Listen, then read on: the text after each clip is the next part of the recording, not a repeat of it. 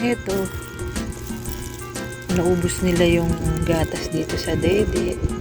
Itong dalawang batang ito. Tapos pagkatapos ay dumedede pa rin sa kanilang mama. Ay, ang takaw talaga.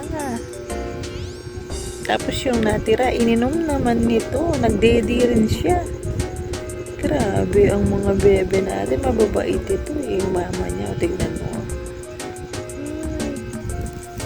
Malambing sila.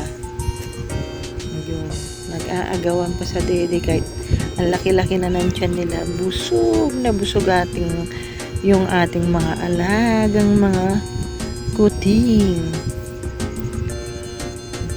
Gabing-gabi na, dede pa rin. Ayan.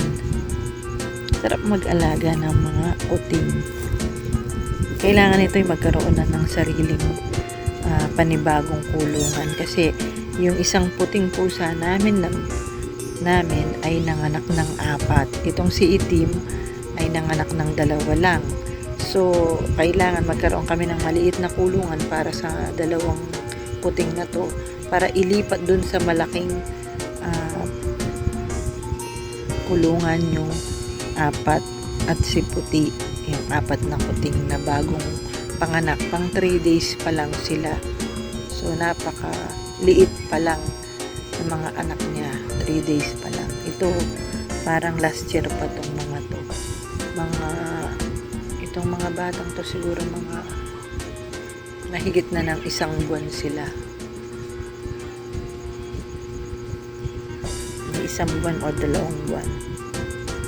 Cute. Ang sarap mag-alaga ng mga kuting, ng mga pusa. Dati, akala ko kailangan ay ang ipapadede sa kanila ay yung goat milk. Pero pwede naman pala yung birch tree. Hindi naman sila nagtae o lalo silang lumakas. Kasi paano nung minsan, ay nag-aaway. O tignan mo, likot-likot nito. Ayun, nung minsan kasi, ang lakas-lakas nila, ang taba.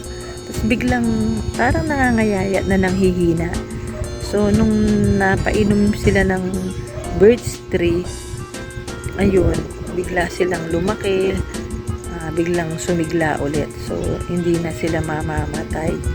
So, kung alam ko lang noon, yung mga naunang mga kuting namin, hindi na sana namatay kung naisipan kong birch tree pala yung iniinom. So, hindi ko talaga alam na bago ko palang nalaman. Anong tinitingnan ng mother pusa? So, ganun yung nangyari.